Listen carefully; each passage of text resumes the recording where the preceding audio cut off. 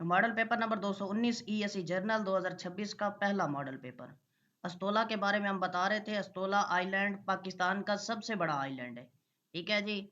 और इसका दूसरा नाम भी जो है ना वो जजीरा हाफ्त हाफ्त तलार, जजीरा हाफ्त तलार इसका दूसरा नाम है।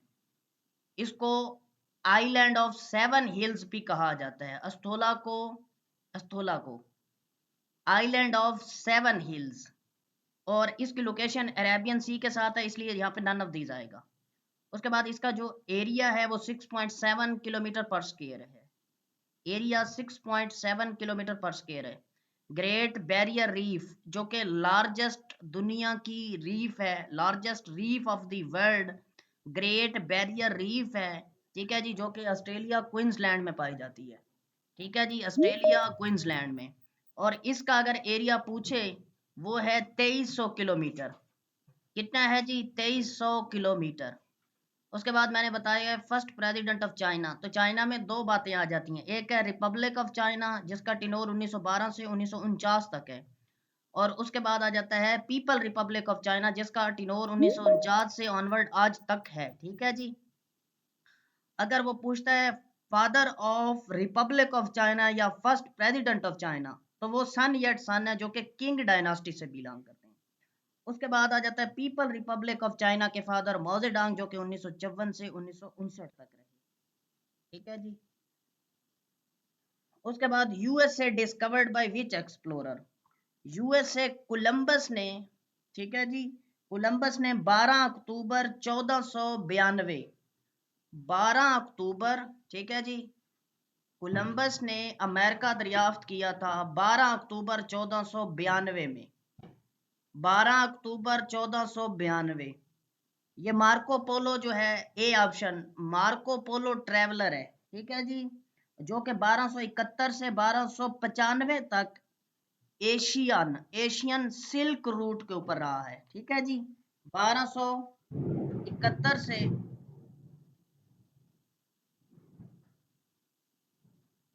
ठीक है जी, 1271 से 1295 तक एशिया सिल्क रूट के ऊपर ये पूछा गया है। चाइना चाइना के रूट के ऊपर जो क्या कहते हैं उसको, मार्को पोलो है, ये कब से रहा है, मतलब कब, ये 1271 का उसने ऑप्शन दिया हुआ था कि मतलब उसने कब विजिट किया है। उसके बाद आ जाता है इब्ने बतूता, जो कि इब्ने बतूता मराकश का था, ठीक है जी। इसने एशिया, अफ्रीका और आइबेरियन पेनिनसुला विजिट किए। एशिया, अफ्रीका और आइबेरियन पेनिनसुला मोहम्मद बिन तुगलक के ज़माने में ये एशियन कॉन्टिनेंट में आता है, ठीक है जी। 1325 से 1354 तक इसने, ये जो 30 साल का टिनोर था, इसमें इसने एशिया, अफ्रीका और आइबेरियन पेनिनसुला, ठीक है जी, ये इसने विजिट किए, ये इब्ने बतूता। उसके बाद आ जाता है यूएनओ, ठीक है जी। मैं आज इतना ज़्यादा नहीं पढ़ाऊंगा क्योंकि हमारा पहला जो है वो लेक्चर है, ताकि हम एक रूटीन वाइज हो सके।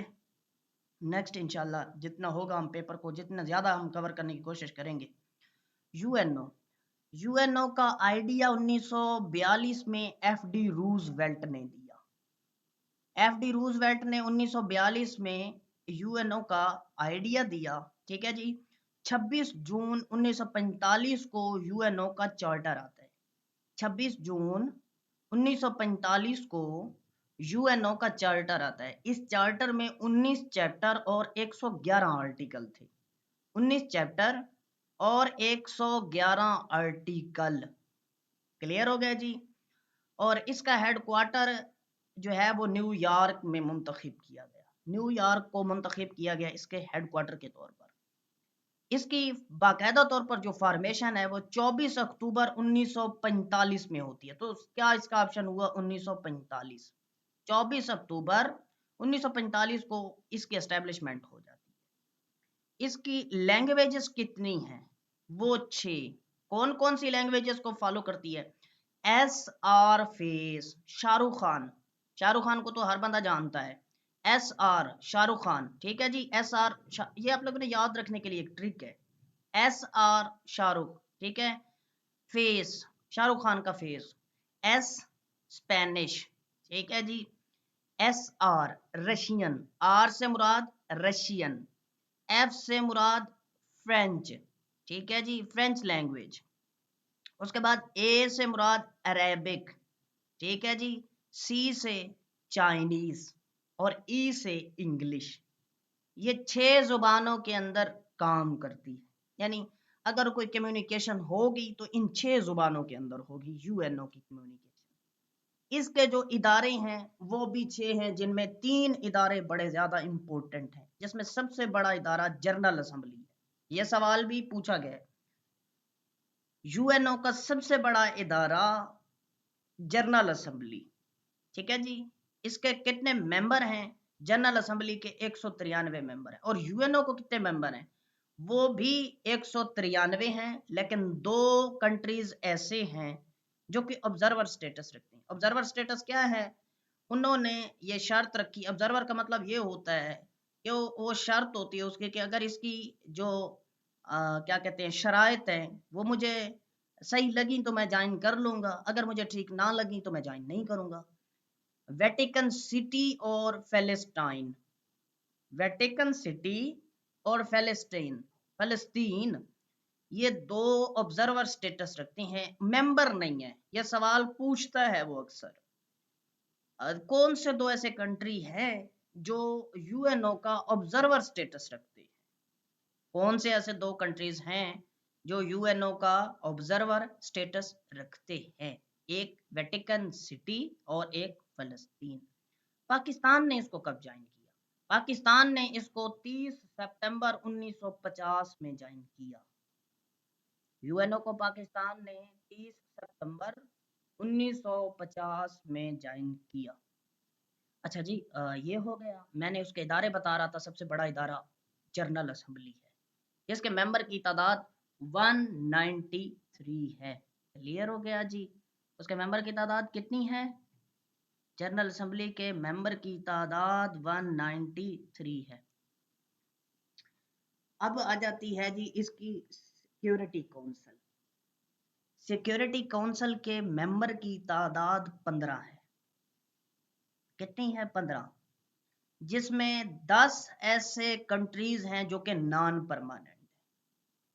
10 कंट्रीज ऐसे हैं जो कि नॉन परमानेंट है। उनकी मुद्दत 2 साल की होती है, 2 साल बाद फिर चेंज हो जाएंगे। क्लियर हो गया जी। 2 साल के बाद वो चेंज होंगे जो नॉन परमानेंट मेंबर है। पाकिस्तान 8वीं दफा 2025-26, 25 और 26 2 सालों के लिए 8वीं मर्तबा फिर नॉन परमानेंट मेंबर सेलेक्ट हुआ है। अब जो परमानेंट है उनके पास वीटो पावर है। मैं ऐसे कहता रहता हूं कि वो खुदाई मखलूक है। कैसे बाबा? वो 5 countries USA, UK, China, France और रशिया, इनमें से कोई एक कंट्री भी अगर कहे कि इस मसले के ऊपर या इस मामले के ऊपर मैं इत्तफाक नहीं करता, वो मामला हल नहीं हो सकता, किसी सूरत भी हल नहीं हो सकता। इन 5 की रजामंदी, यानी इन 5 वोटों में 5 वोट ही रिक्वायर्ड होंगे किसी मसले को हल करने के लिए। वीटो पावर, इन 5 के पास वीटो पावर है।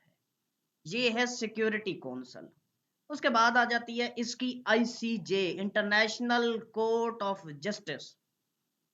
इसकी अपनी एक अदालत है, इंटरनेशनल कोर्ट ऑफ जस्टिस, जिसके मेंबर की तादाद 15 है, यानी इसके जज जो हैं वो 15 हैं।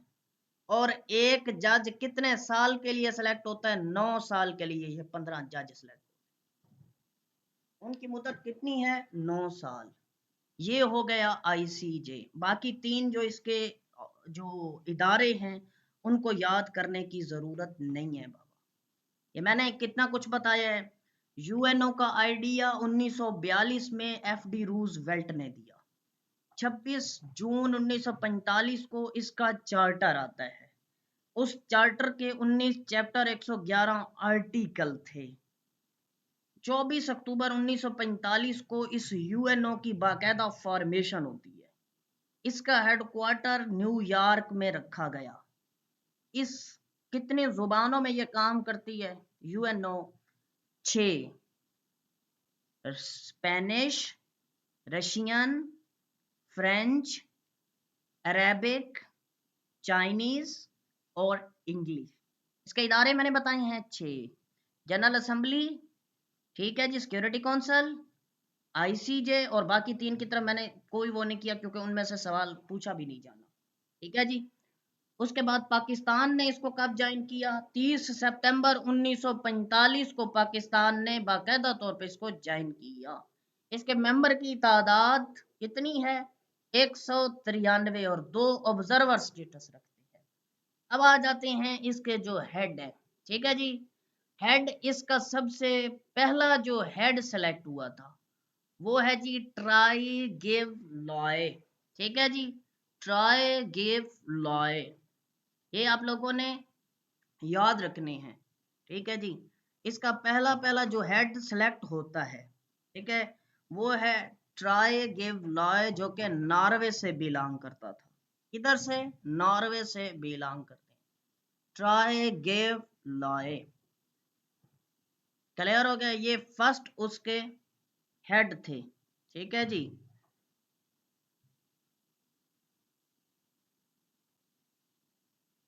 ट्राई गिव लॉय जो कि नॉर्वे से बिलोंग करते थे। मैं लिख भी देता हूं आप लोगों के लिए, मसला ना बने। ये आप लोगों ने देख लेना है। ट्राई, यार एक तो मेरे पास ना कीबोर्ड का इशू है, कुछ बटन काम नहीं करते।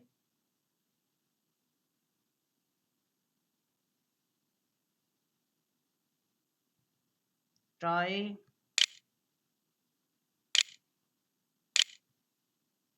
गिव लाई, ये ट्राई गिव लाई है। ठीक है जी। ये आप लोगों ने नोट कर लेना है। ये ट्राई गिव लाई जो कि नॉर्वे से बिलोंग करते हैं। ठीक है जी। फर्स्ट उसके हेड थे। ठीक है जी। सिक्योरिटी जनरल, इसको सेक्रेटरी जनरल भी कहते हैं, सॉरी, सेक्रेटरी जनरल भी, जो फर्स्ट सेक्रेटरी जनरल थे यूएन के, वो ट्राई गिव लाई जो कि नॉर्वे से बिलोंग करते हैं। उसके बाद दूसरे, डैग हैमर शोल्ड, डैग, डोग ना लिख लेना, डैग हैमर शोल्ड। अब इसकी डेथ जो है ना वो प्लेन क्रैश होता है। ये पूछा गया है, which secretary general of UNO died in plane crash? Dag Hammarskjold, second secretary general. 1961 में प्लान क्रैश होता है और ये इनकी डेथ हो जाती है 1961 में। और ये 1961 में इनको नोबेल प्राइज भी मिलता है। इन्होंने ना यूएन को उस वक्त पीस की तरफ, अमन की तरफ लाया था, और पूरी तरह इन्होंने दुनिया में यूएन को इस तरह से काम करवाया, यूएन से, ये एज अ सेक्रेटरी जनरल थे, इस तरह से काम किया कि पूरी दुनिया में अमन कायम करने की वजह से इसको 1961 में डैग हैमरशोल्ड को नोबेल प्राइज दिया जाता है। ठीक है जी। उसके बाद तीसरे हैं यूथेंट, यूथेंट जो कि फर्स्ट एशियन है, एशियन कंटिनेंट से पहले बंदे सेलेक्ट होते हैं यूथेंट, बर्मा से बिलोंग करती हैं, बर्मा से, जिसका आजकल नाम है म्यांमार, जिसका कैपिटल है नेपिडा। म्यांमार का कैपिटल नेपिडा। इसका पुराना नाम बर्मा, जहां पे बहादुर शाह जफर को कैद किया गया था। उसके बाद चौथे, यहां तक अगर कोई आप लोगों की क्यूरी है तो आप लोग पूछ सकते हैं। ठीक है जी। पहला मैंने बताया ट्राई गिव लाए, नॉर्वे से। दूसरे डैग हैमरशोल्ड, जिनकी डेथ 1961 में हुई और 1961 में उसको नोबेल प्राइज भी दिया जाता है, और प्लान क्रैश में इनकी डेथ हुई थी। ठीक है जी। उसके बाद जी फर्स्ट एशियन मैंने बताए, जो कि यूथेंट आ जाते हैं, बर्मा से बिलोंग करते थे। ठीक है जी। और उसके बाद यूथेंट फर्स्ट एशियन भी है। उसके बाद फोर्थ, कुर्त कुर्त वल्देम, कुर्त वल्देम, ये ऑस्ट्रिया से बिलोंग करते थे। कुर्त वल्देम ये ऑस्ट्रिया से बिलोंग करते हैं। कुर्त वल्देम ये 4th सेक्रेटरी जनरल है। उसके बाद 5th और 6th को करने की जरूरत नहीं है, मैं नहीं मशवरा दूंगा, वो कभी नहीं पूछे गए। 7th पूछा जाता है। 7th आप लोगों से पूछा जाएगा, ठीक है जी। 7th 8th और जो करंटली हैं वो आप लोगों से पूछे जाएंगे, ठीक है जी।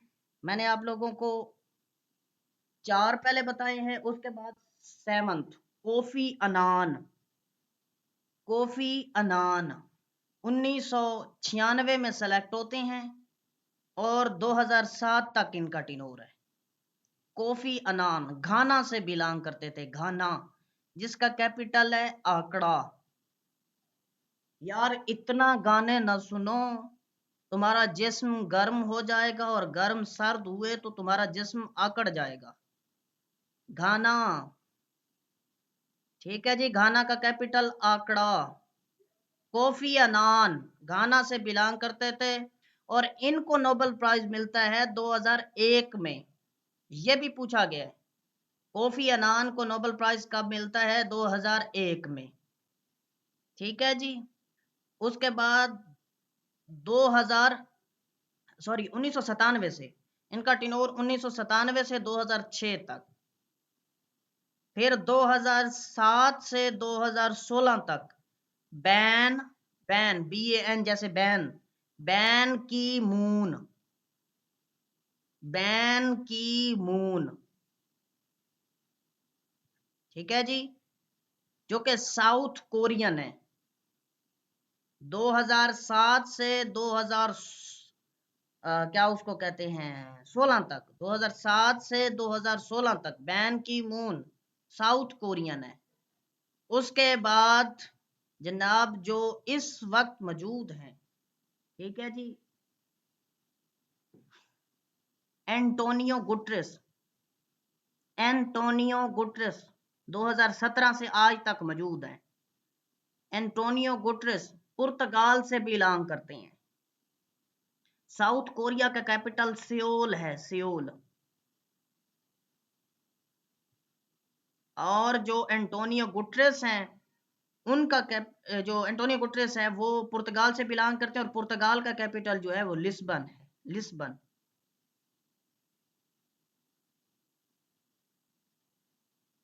ठीक हो गया जी। द यूएन, ये थी जी सारी की सारी डिटेल यूएन की। उसके बाद आ जाता है the UN human right council is based on, ये बेस्ड इसकी जो है वो जनीवा स्विट्जरलैंड आ जाता है और इसका हेडक्वार्टर न्यूयॉर्क में है, ये आप लोगों ने याद रखना है। और इसकी फॉर्मेशन होती है 15 मार्च 2006 में। यूएन ह्यूमन राइट काउंसिल की फॉर्मेशन 15 मार्च 2006 में होती है। उसके बाद when USA complete withdraw from Afghanistan, USA 9/11/2001 का जो पेंटागन की इमारतों के साथ एक जहाज टकराता है, 9/11/2001, 9/11 9 नवंबर 2001, सॉरी 9 सितंबर,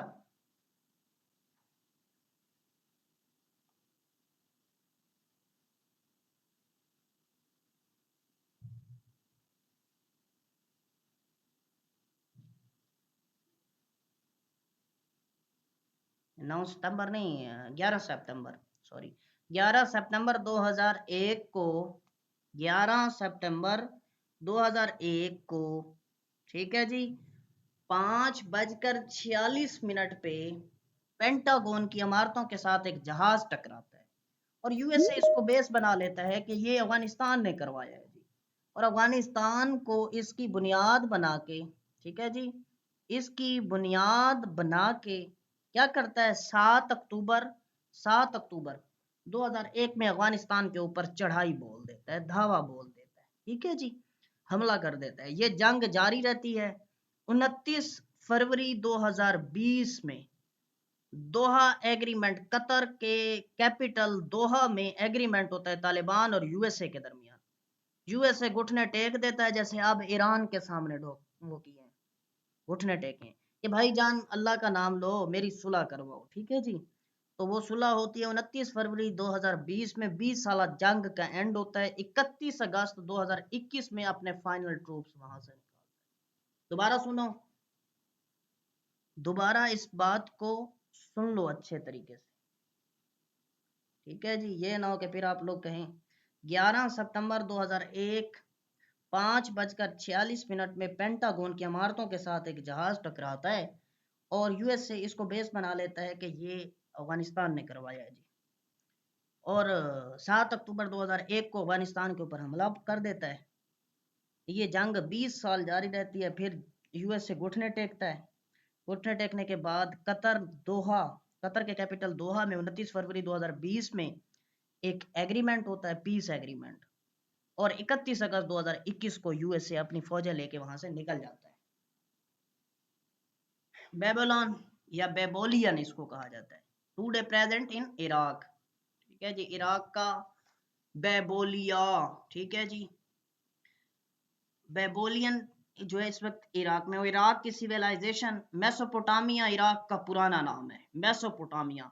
और मेसोपोटामियन सिविलाइजेशन इराक में पाई जाती है, जो कि oldest civilisation, Mesopotamian, Mesopotamian civilisation. उसके बाद डनबैस, डनबैस डिस्प्यूटेड एरिया है, ठीक है, किसके दरमियान? रशिया और यूक्रेन के दरमियान। ये किस वजह से हुआ? क्रेमियन पेनिनसुला की वजह से हुआ, ठीक है जी। किसकी वजह से होता है? क्रेमियन पेनिनसुला की वजह से।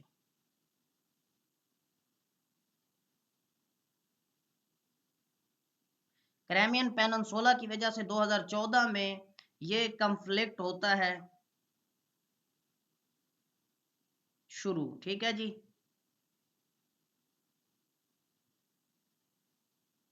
और क्या उसको कहते हैं, जो कि आज तक सॉल्व नहीं हो सका। रशिया क्या करता है? अनेक्स्ट करता है 2014 में क्रेमियन पेनिनसुला को। ये भी पीपीएससी एक सवाल पूछेगा आपसे कि रशिया ने क्रेमियन पेनिनसुला को अनेक्स्ट कब किया था? 2014 के अंदर। कब किया? 2014 के अंदर। ये सवाल भी आप लोगों से पूछा जाएगा। मार्च 2014 में क्रेमियन पेनिनसुला को अनेक्स्ट करता है। ये जंग मतलब हल्की फुल्की झड़कें शुरू हो जाती हैं, कन्फ्लिक्ट शुरू हो जाता है। 24 फरवरी 2022 में ये फुल स्केल वार शुरू हो जाती है, जो कि आज तक पीस एग्रीमेंट की तरफ नहीं बढ़ सकी। 2022 में, 24 फरवरी 2022 में। उसके बाद आ जाता है Jamia Al Azhar is a historical education institute located in, ये इजिप्ट के अंदर है, कायरो, इजिप्ट के कैपिटल कायरो में है जामिया अल अज़हर, जो कि 975 एडी के अंदर बनती है। 975 एडी के अंदर ये बनती है जामिया अल अज़हर, ठीक है जी। उसके बाद नेहरू रिपोर्ट आ जाती है। Nehru report was prepared in response to a challenge thrown to Indians by whom, ठीक है जी। तो ये लॉर्ड बिरकन हेड था, लॉर्ड बिरकन हेड। ये नेहरू रिपोर्ट किसने लिखी जी? ये लिखी थी मोतीलाल नेहरू ने। और ये जो है क्या उसको कहते हैं, 10 अगस्त 1928 में ये सामने आती है, ठीक है जी। यानी ये पास होती हैं, ये लोगों के सामने लाई जाती हैं 10 अगस्त 1928 में। और इसको ऑल पार्टी हुरियत का, all parties conference, sorry all parties conference, इसको लिख लें, adopted by all parties conference on the date of 28 August 1928। All parties conference इसको अडॉप्ट करती है 28 अगस्त 1928 में। इस नेहरू रिपोर्ट के मेंबर की तादाद थी 11, जिसमें 2 मुस्लिम थे, अली इमाम और शुएब कुरैशी। ये 2 मुस्लिम हैं। क्लियर हो गया जी? अली इमाम और शुएब कुरैशी। अनवर सादात, ये इजिप्ट से बिलोंग करते हैं, अनवर सादात। और ये फर्स्ट मुस्लिम हैं जिनको नोबेल प्राइज दिया जाता है। 1978 में इनको नोबेल प्राइज दिया गया। फर्स्ट मुस्लिम हैं जिनको नोबेल प्राइज दिया जाता है, और 1978 में इनको नोबेल प्राइज दिया जाता है अनवर सादात को। क्यों दिया जाता है? Due to Camp David accord. Egypt और इसराइल के दरमियान एक पीस एग्रीमेंट होता है, उस वजह से फिर अनवर सादात को 1978 में जो है camp David accord, camp David accord, ये पीस एग्रीमेंट था इजिप्ट और इसराइल के दरमियान। और इसकी डेट जो है ना, कैंप डेविड अकॉर्ड की डेट भी आप लोगों से पूछी जाएगी, ठीक है। कैंप डेविड अकॉर्ड कब होता है जी? 1978 में कैंप डेविड अकॉर्ड वगैरह तौर पे पूछा जाएगा। कैंप डेविड अकॉर्ड 17 सितंबर 1978 को होता है। कैंप डेविड अकॉर्ड 17 सितंबर 1978 को। और इसको जो अनवर सादात थे, इसको 27 अक्टूबर 1978 में नोबेल प्राइज अनाउंस करते हैं, और 10 दिसंबर 1978 को इसको मिलता है। यानी सितंबर, अक्टूबर और फिर दिसंबर, ये आप लोगों ने इस तरीके से याद रखें, एग्जैक्ट डेट ना याद रखें बेशक। कैंप डेविड अकॉर्ड सितंबर 1978 में होता है, नोबेल प्राइज इसका अनाउंस होता है अक्टूबर 1978 में, और इसको मिलता है दिसंबर 1978 में। ठीक हो गया जी।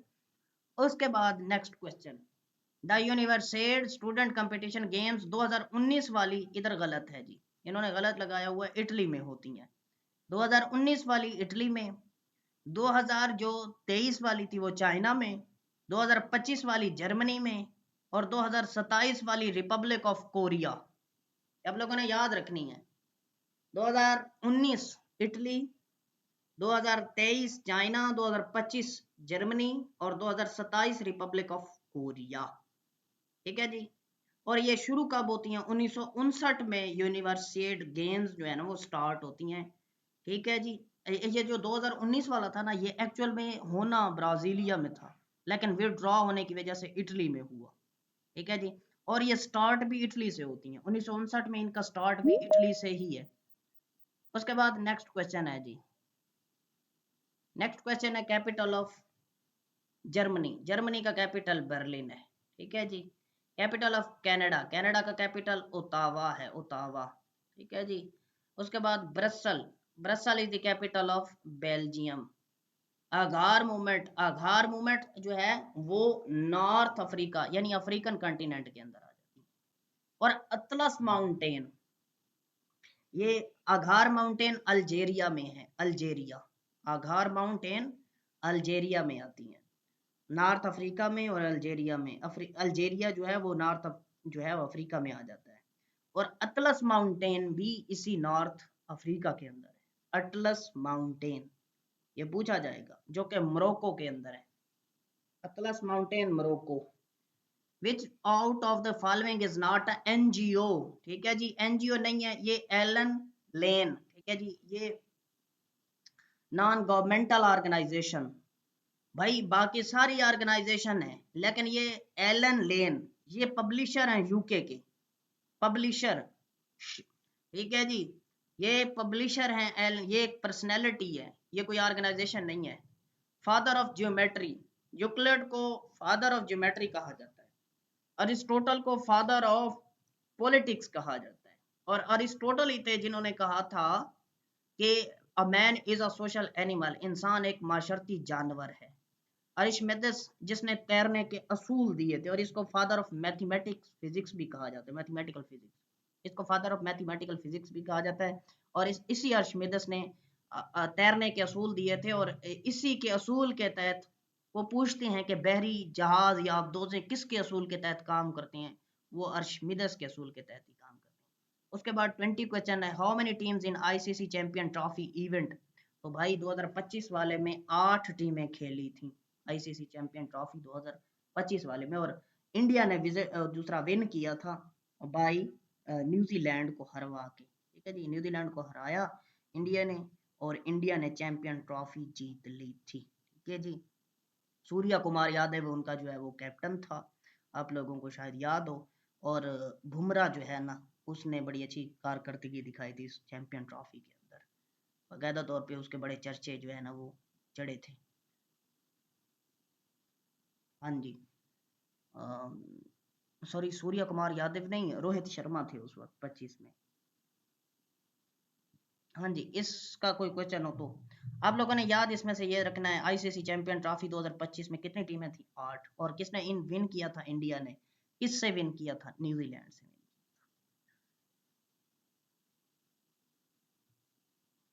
हाँ जी, यहाँ तक किसी को क्वेश्चन है तो वो पूछ सकता है।